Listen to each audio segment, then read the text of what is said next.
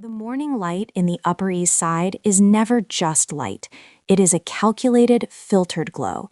It hits the mahogany floors of our penthouse with surgical precision. I sat there in the silence.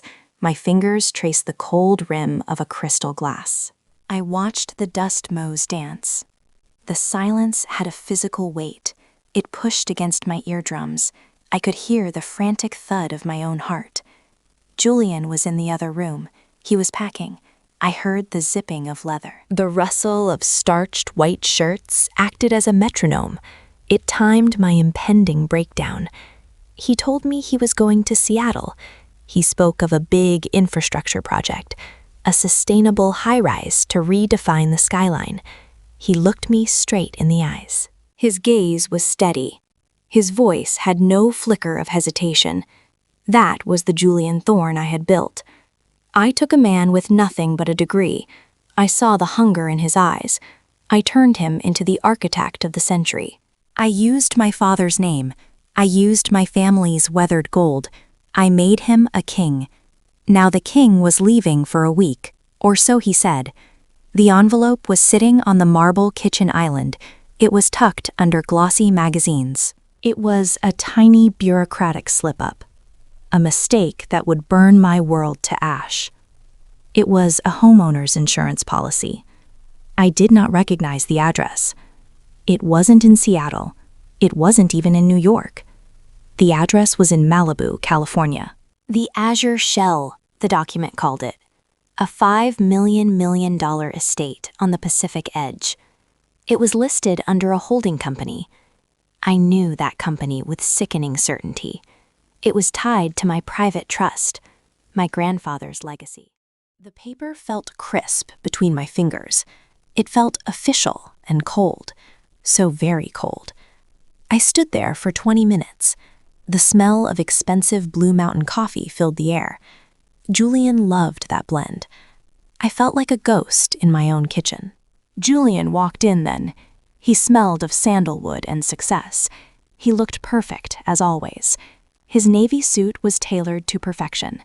It hid the heart of a man I didn't know. He didn't see the envelope. He only saw my back. He saw the stillness of my posture. He wrapped his arms around me. His breath was warm against my neck. For a second, I wanted to lean back. I wanted to believe the lie. The truth was a jagged glass wall. I wasn't ready. He whispered that he would miss me. He said 3 months was too long. Wait, he had told me 1 week earlier. Now it was 3 months. My blood turned to ice. The Seattle project would secure our future, he claimed. Our future. The word felt like a slur. I stayed silent, my eyes fixed on a crack in the marble. I had never noticed it before. How many other cracks were there? How much was just a facade, held together by my silence? He left at noon. The heavy oak door clicked shut. It felt like a gunshot in the apartment. I didn't move for a long time. I listened to the elevator hum. It took him down to a waiting town car. He was heading to the airport. At least, that's what I was supposed to think. I knew he wasn't going to JFK. He was likely heading to a private terminal, Teterboro, perhaps, where the rules were different, where fewer eyes could see the truth. I finally moved. I walked toward his study. My bare feet were silent on silk rugs. The room still smelled of him, old books and expensive scotch, the scent of a man who belonged. I sat in his leather chair. It was an anniversary gift. I felt the suffocating irony of it. I opened his secondary laptop, the one he thought I never touched. I knew the password. It was our wedding date. It was a knife to the ribs. He used our vows to hide secrets. Men like Julian are brilliant at big pictures, but they overlook the digital tether. I opened the photo stream. My breath hitched. There were photos from this morning, taken just an hour before his goodbye hug. He wasn't in a suit. He was in a linen shirt. He looked relaxed. He was smiling into the camera. He had a warmth I hadn't seen in years. And there she was, Elena Vance, my former assistant. I had hired her myself. She seemed so harmless. She was standing in a sun-drenched kitchen. Her hand rested on a rounded belly. She was pregnant. She looked radiant. She looked like she owned the sunlight. There was a folder titled Our Little Angel. I clicked it. My hands shook. Inside were echograms, 12 weeks, 20 weeks, 28 weeks. Under each one, Julian had written notes. Daddy's little architect. Can't wait to meet you, Leo. I felt a visceral, physical pain in my stomach, a cramping so intense. I had to double over. We had tried for years. I endured the needles and the hormones. I felt the clinical coldness of clinics. I remember the silent car rides home. Every failed cycle broke a piece of me. He held my hand. He told me I was enough, but he was lying. While I mourned children, he planted a garden. He used my resources for a secret life. He funded a sanctuary for a mistress. He was building a legacy for a bastard son. I scrolled further down. There were photos of the Malibu house. The Azure Shell was beautiful. It hurt to look at it. Floor-to-ceiling glass, white sand, endless blue water.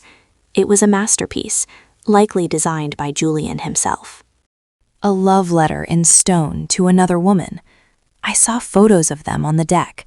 Elena was wrapped in cashmere. Julian held champagne. They looked like a family. They looked like the reality I had prayed for a decade. I realized I wasn't just a cheated wife. I was a financier who had been robbed. He hadn't just taken his heart. He had systematically siphoned millions. He used the Vanderbilt accounts. He treated my legacy like an ATM. How did I not see it? The late nights at the office, they weren't about blueprints. The weekend site visits, they coincided with Elena's time off. The subtle coldness in our bed, I had blamed myself. I thought it was stress. I blamed the disappointment of infertility.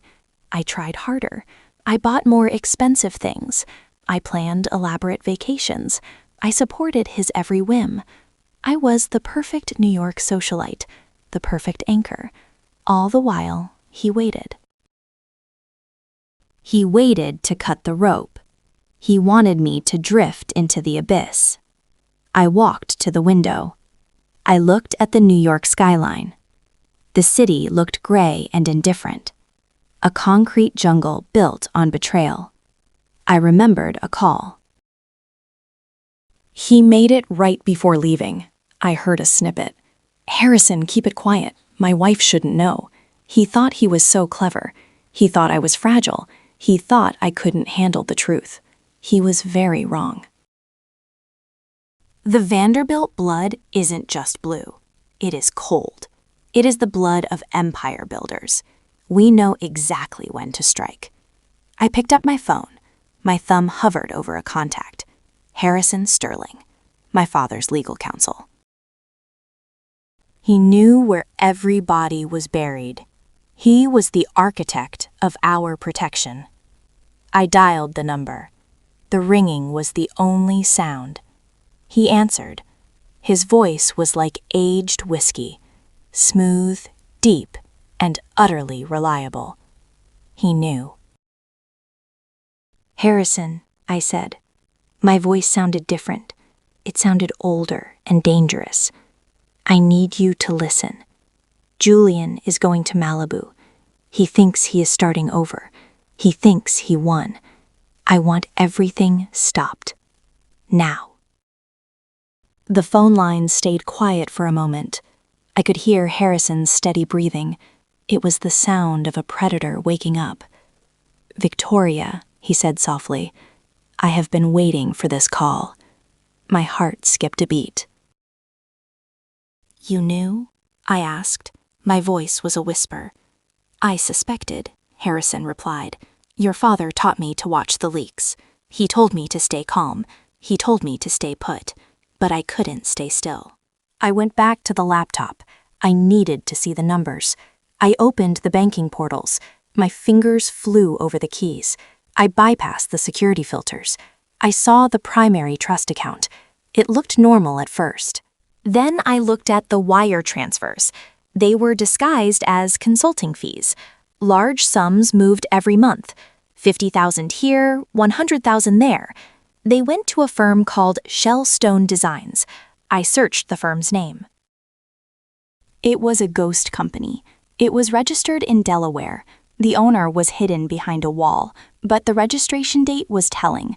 It was opened the week Elena was hired. My stomach turned over again. He hadn't just cheated on me. He had been harvesting my life. He was stripping the bark off my family tree. I found the invoices for the Malibu house. The construction costs were staggering. He had spared no expense. The imported Italian marble, the custom glass walls, even the nursery furniture was bespoke. He bought a crib that cost more than a car. My money paid for the bed where his mistress slept. It was a calculated cruelty.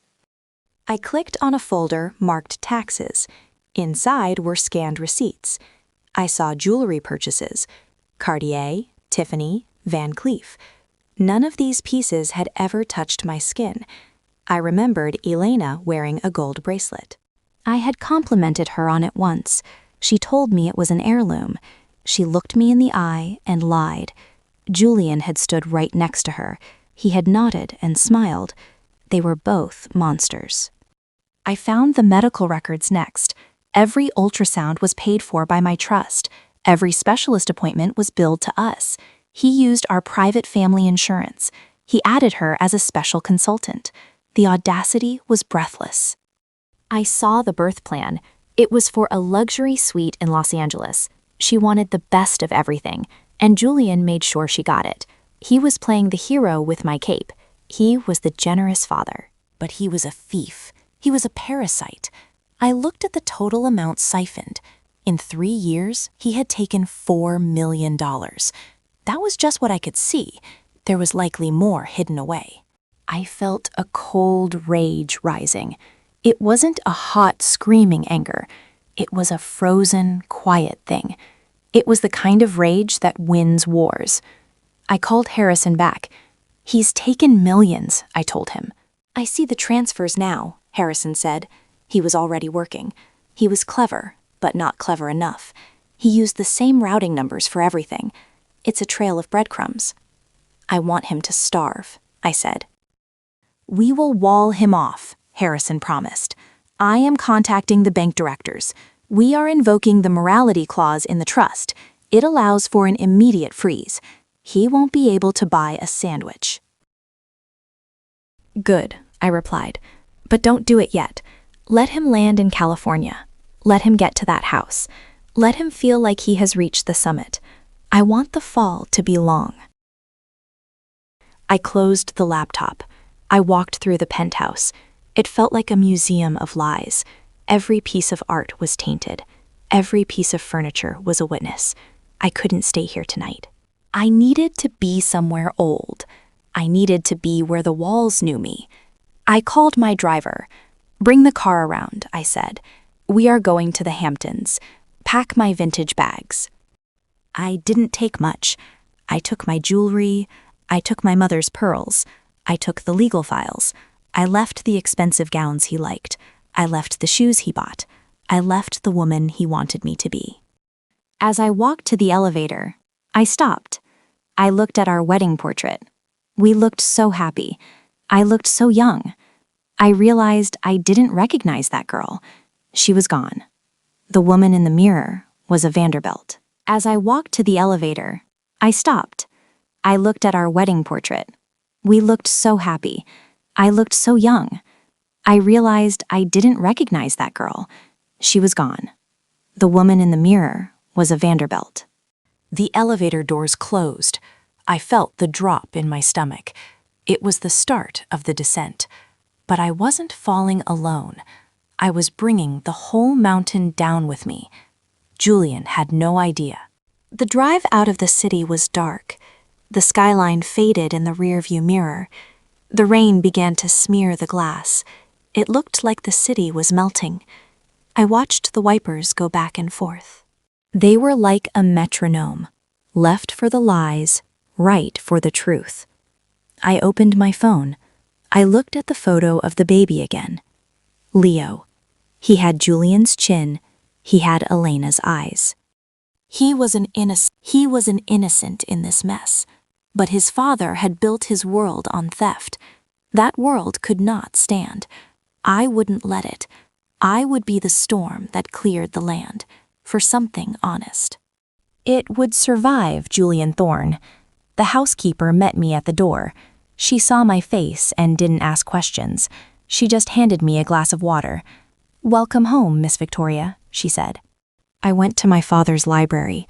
I sat at his mahogany desk. I felt the weight of the wood. I felt the strength of the history. I opened my laptop again. The battle was just beginning. I sent a message to Harrison. Step 1 is done. He's in the air. Now, let's find the people he stepped on. Let's find the ghosts he left behind.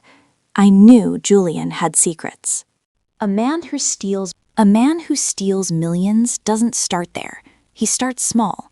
He leaves a trail of broken people. I wanted to find them all. I wanted to build an army of the betrayal. I spent the night in the library. The salt air leaked through the windows. It was cold and honest. I didn't sleep a wink. I searched for the name Alistair Finch. Julian had mentioned him once. It was years ago at a gala. He called Alistair a tragic case, a brilliant mind lost to the bottle, a classmate who couldn't handle the pressure. Now I knew Julian's sorrow was a mask. I dug into the old records. I looked at the original blueprints for Thorne Tower.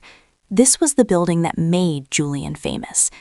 I zoomed in on the digital scans.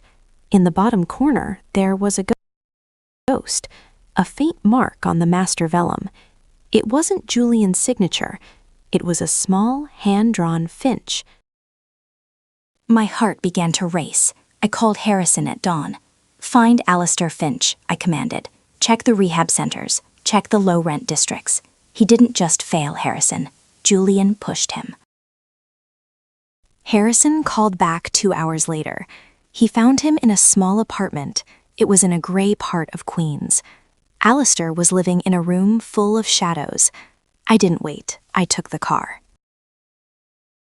The building smelled of old rain and regret. I knocked on the door of 4B. A man opened it. He looked 20 years older than Julian. His hands were shaking. His eyes were sharp but tired. "I'm Victoria Vanderbilt," I said. He didn't look impressed. "I know who you are," he rasped. "You're the woman who bought the thief a throne." I didn't flinch. I deserved that.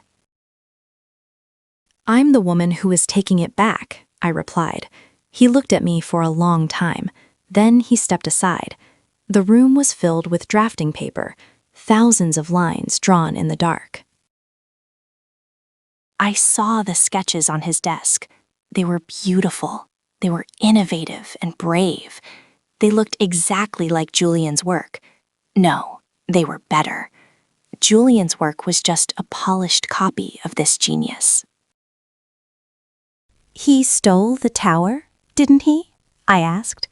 Alistair laughed. It was a dry, hollow sound. "He stole everything. He took my designs, he took my credit, then he gave me a settlement to disappear." "The settlement came with a gag order," Alistair continued, "and enough money to keep me drunk for years. He knew my weakness. He fed it until I was a ghost." He looked at his hands. "I stayed quiet because I was ashamed," he whispered. "He told me no one would believe a drunk. He said the Vanderbilt name was a shield. He said you would destroy me if I spoke." "I was his shield," I said. The realization felt like a physical blow. But now, I am his sword. I have proof of embezzlement, Alistair. I have proof he used my trust to hide his crimes. I showed him the photos of the Azure Shell. I showed him the glass walls in Malibu. Alistair leaned in. He touched the screen with a trembling finger. He began to weep silently. "Those are my cantilever designs," he choked out. "I drew those in university. He told me they were impossible. He told me they were trash. And now he's living inside of them." "He won't be living there for long, I promised. I need you, Alistair. I need the original files. I need the dated sketches. I need the proof that Julian Thorne is a fraud." Alistair looked at the bottle on his table. He looked at the window. Then he looked at me. For the first time, I saw a spark, a small, cold fire in his eyes. He reached for a dusty hard drive. "I kept everything," he said. "I thought I was keeping my shame, but I was keeping the evidence." He plugged it in. The screen came to life. It was a graveyard of Julian's lies. There were emails from 10 years ago. Julian begging for help with the project. Julian promising to share the credit. Then the tone changed. It became cold.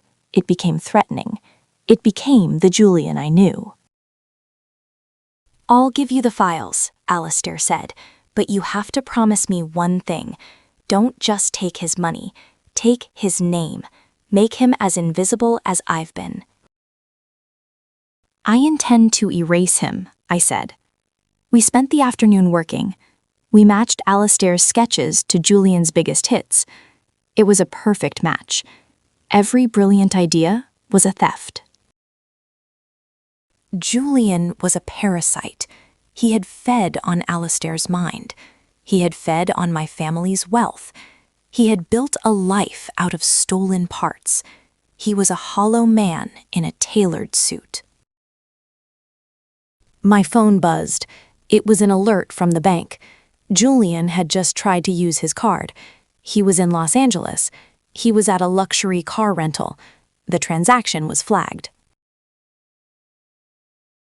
He was officially in the trap. He would be confused. He would think it was a mistake. He would try to call me. I turned my phone off. I didn't want to hear his voice. I wanted him to feel the silence. I wanted him to feel the walls closing in. I looked at Alistair. "Pack a bag," I said. "You're coming to the Hamptons.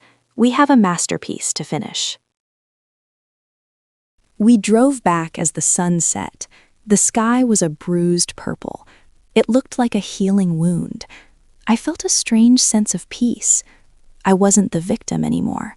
I was the architect. I called Harrison from the car. "We have the witness," I said, "and we have the files. Prepare the press release, but keep it under embargo. I want the board to see it first." "And Julian?" Harrison asked. "He's calling my office every 10 minutes. He sounds frantic. He says he's stranded at the airport." I smiled into the dark. "Let him stay stranded," I said. "Let him see how it feels to have no one. Let him wait in the dark. Tomorrow, we go to the city. Tomorrow, the world changes." Julian arrived at the Azure Shell at dusk. The Pacific Ocean was a deep, angry orange. He thought he was home. He thought he was safe. He pulled his luggage toward the glass entrance. The house was dark. The smart locks did not recognize his thumbprint. He tried his key code. The light flashed red. He tried again. The system emitted a shrill, mocking beep. Inside the house, the lights flickered on. But it wasn't Julian's command. It was Harrison's. I sat in the Hamptons, watching the security feed. I saw Julian's face through the porch camera. He looked confused. He looked like a man who had lost his way. He pounded on the reinforced glass. "Elena," he screamed. "Elena, open the door." There was no answer from within. Elena was inside, but she was paralyzed. Harrison had served her the papers an hour ago. She sat in the $20,000 nursery. The document stated she was a trespasser. Her gifts were now evidence. Julian pulled out his phone. He dialed my number. I watched my screen light up. I didn't answer. I watched him pace the deck. He looked small against the vastness of the sea. He tried his secondary credit card. He tried to call an Uber. Both were dead. Harrison had moved with surgical speed. Every line of credit was a severed artery. Julian was bleeding out. Suddenly, 2 black SUVs pulled into the driveway. Men in suits stepped out. They weren't police. They were Vanderbilt security. They carried a formal eviction notice. It was signed by a judge. "Mr. Thorne," the lead guard said, "you are on private property. This estate belongs to the Vanderbilt Trust." Julian stepped back. His face was a mask of pure terror. "I own this house," Julian shouted. His voice cracked. "I designed it." The guard didn't blink. "The records show otherwise, sir. You are a guest whose invitation is revoked." Julian looked at the house. He saw Elena's silhouette in the window. She was clutching the baby. She wasn't coming out to save him. She was watching her golden world vanish. The guards began to move his luggage. They placed it on the curb of the PCH. It was a public highway. It was a place for travelers, not kings. Julian was officially homeless.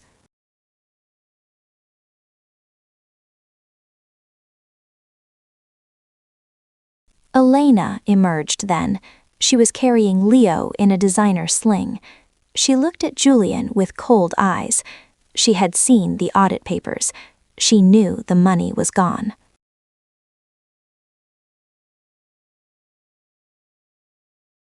"Julian," she whispered, "the accounts are 0. They said if I stay, I go to jail." She didn't hug him. She didn't offer a hand. She looked for a way out. She flagged down a passing taxi. She used the last bit of cash Julian had given her. She didn't look back as the car drove away. Julian stood alone on the asphalt. I picked up my phone then. I hit the speaker. "Hello, Julian," I said. My voice was as calm as the moon. He let out a ragged breath. "Victoria? What is this?" "This is an audit," I said. "This is the price of the Azure Shell. This is the bill for every lie you told." He began to sob. It was a pathetic, wet sound. "You can't do this," he begged. "I have a son. Think of the baby." "I am thinking of the baby," I replied. "I'm thinking he deserves a better father." "I built your empire," he screamed. The rage was finally surfacing. "You were just a name. I was the talent." I looked at Alistair, who sat across from me. "Alistair Finch sends his regards," I said. The silence on the other end was absolute. I could almost hear his heart stop. The name was a death sentence. "He's here, Julian. He's looking at the real blueprints. He's looking at the bird you tried to hide." Julian let out a low, animal groan. He knew it was over. "I'm coming for everything," I continued. "The awards, the reputation, the license to practice. You won't be an architect by the time I'm done. You'll be a memory." "Victoria, please," he whimpered. "We can talk. We can settle." "We are settling," I said. "I am settling the score. Goodbye, Julian. Don't call this number again." I hung up. I felt a surge of adrenaline. It was the first time I felt powerful in years. I turned to Alistair. He was smiling. It was the smile of a ghost returning to life. "He's on the street," I told him. Alistair nodded. He always was a man of the streets. He just forgot where he came from. We shared a quiet toast. But the war wasn't finished. Julian still had the board members. He still had his charm. He would try to spin a story. He would claim I was a vengeful, crazy wife. I needed to strike at his heart. I needed to go to the firm. I needed to show the world the fraud. I called Harrison. Prepare the board meeting for tomorrow. They are already asking questions, Harrison said. The news of the frozen accounts is leaking. Let it leak, I said. Let the blood in the water draw the sharks. I stood up and walked to the balcony. The Hamptons' night was silent. The stars were cold and distant. I felt like one of them. I was far above the mess now. Tomorrow, I would walk into the city. I would wear my father's strength like armor. I would face the man I once loved, and I would watch him turn to dust. The U-curve was turning upward. I had hit the bottom. I had felt the cold.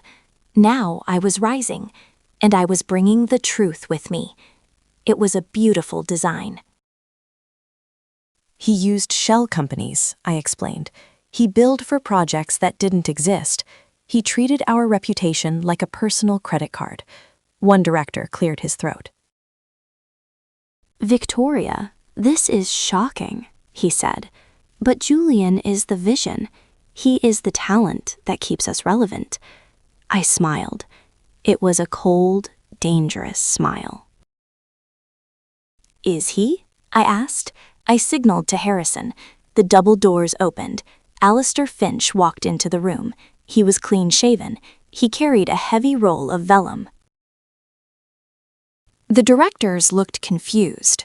Some recognized him from the past. They remembered the tragic dropout. Alistair didn't say a word. He unrolled the original blueprints for Thorn Tower. Look at the dates, I commanded. Look at the signatures. Look at the hidden Finch in the masonry. I showed them the digital overlay. Julian's masterpiece was a direct trace. Alistair spoke then. His voice was steady and clear. I drew these in a basement while Julian was at Gallus. He paid me in whiskey and lies. The silence was deafening. Every major project for 10 years is a fraud, I said. Julian Thorne is not an architect. He is a thief of ideas. He is a parasite. The board chairman looked pale. If this gets out, he whispered, the firm is dead. Our clients will sue us into the ground. This was the moment I had prepared for, the final move. The firm isn't dead, I said, but the name, Thorne, is. I am invoking my right as the majority shareholder. I am removing Julian from the board immediately. And the scandals? The chairman asked. We will be the ones to break the story, I replied. We will frame it as an internal discovery. We will restore the credits to the real designers. I leaned over the table. We will pay back every cent Julian stole, from my personal funds. But in exchange, I want full control. The Vanderbilt legacy stays with the Vanderbilt. The directors looked at each other. They had no choice. Julian was a liability. I was the solution. One by one, they nodded. The vote was unanimous. The king was dead. I walked out of the boardroom. I felt the weight of the building shift. It belonged to me now. Truly. I went down to the lobby. The news crews were already gathering outside. I saw a taxi pull up to the curb. Julian stepped out. He looked like a ghost. He was wearing the same suit from Malibu. He tried to push past the security guards. I need to see the board, he shouted. This is my firm. The guard blocked his path. You no longer have access, Mr. Thorne. Julian saw me through the glass. He stopped. His eyes were wide with a mix of rage and begging. I walked toward the revolving doors. I stood just inside the glass. We were inches apart, separated by a wall. "Victoria!" he screamed. "Tell them! Tell them it's a mistake!" I didn't say a word. I simply held up the folder marked Finch versus Gorn. His face collapsed.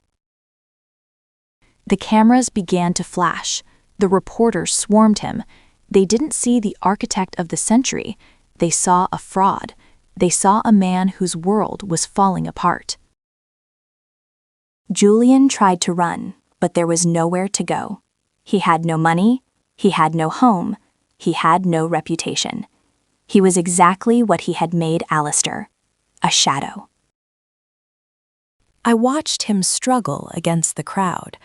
I felt a strange sense of detachment. I didn't hate him anymore. You don't hate a storm after it passes. You just clean up the debris. I turned my back on the glass. I walked toward the elevators. I had a company to rebuild. I had a name to clean. I had a life to start. The elevator rose quickly. I looked at my reflection in the polished metal. My eyes were bright. My head was held high. I was Victoria Vanderbilt, and for the first time, I knew exactly what that meant. The storm finally broke over Manhattan. Rain washed the soot from the skyscrapers. I sat in my father's old chair. The office was quiet. The name on the door was changed. It simply said Vanderbilt. The news cycle had moved on. Julian was a punchline now. He was facing multiple fraud charges. Harrison said he was living in a halfway house. He was waiting for a trial he couldn't win. Elena had vanished into the Midwest. She sent a short note through a lawyer. She apologized for the complications. She didn't ask for money. She knew the well was dry. I didn't feel the need to chase her. She was a mother with a fatherless child. That was a prison of its own making. I hoped Leo would grow up to be honest. I hoped he'd never know his father's name. Alistair Finch was back at a drafting table. He was the head of our design department now. He was sober and focused. He was finally drawing in the light. He was no longer a ghost. I looked at the blueprints for our new project. It was a center for women in crisis. It was a place of refuge. It was built on a solid foundation. No lies, no theft, just stone and truth. Healing is a slow, quiet process. It is not the absence of the scar. It is the strength to carry it. I still have bad days. I still see the shadows of the past, but they don't haunt me. I learned that my worth was never his. His loyalty was a reflection of him, not me. I was always enough. I was just giving my pearls to a man who didn't know their value. I walked to the window of the penthouse. The city lights flickered like grounded stars. I felt a deep, settled peace. I had reclaimed my story. I had rebuilt my home. I was whole. Now listen to me, honey. Life will try to break you. People will try to steal your light. They will build their houses on your heart. But they forget one very important thing. You are the one who owns the land. You are the one who holds the pen. You can always tear it down. You can always start over. You are the architect of your own soul.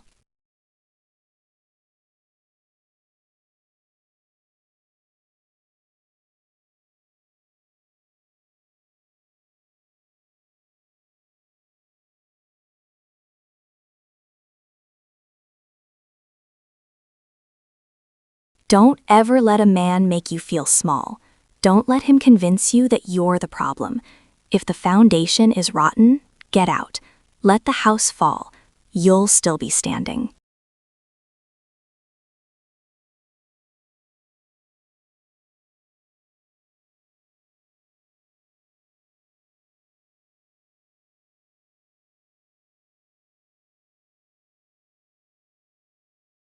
The Vanderbilt name is a shield, but my own spirit is the sword. I am Victoria. I am a survivor. And I am finally, truly free. The masterpiece is finished, and it is beautiful.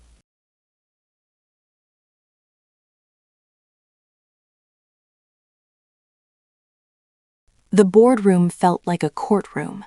12 directors sat around the mahogany table. They were the gatekeepers of the Vanderbilt name. They looked at me with pity. They looked at Julian's empty chair with worry. The air was thick with the scent of old money. I stood at the head of the table. I wore a suit as sharp as a blade. I didn't look like a grieving wife. I looked like a CEO. Thank you for coming, I began. My voice did not shake. You have heard rumors about Julian Thorne. You have seen the frozen accounts. I paused to look at each of them. You think this is a messy divorce, I continued. You think I am a woman scorned. You are wrong. I opened the first folder. I slid the audit reports across the wood. This is not about a marriage, I said. This is about grand larceny. Julian has siphoned $4 million from this firm. The room went cold. The directors began to murmur.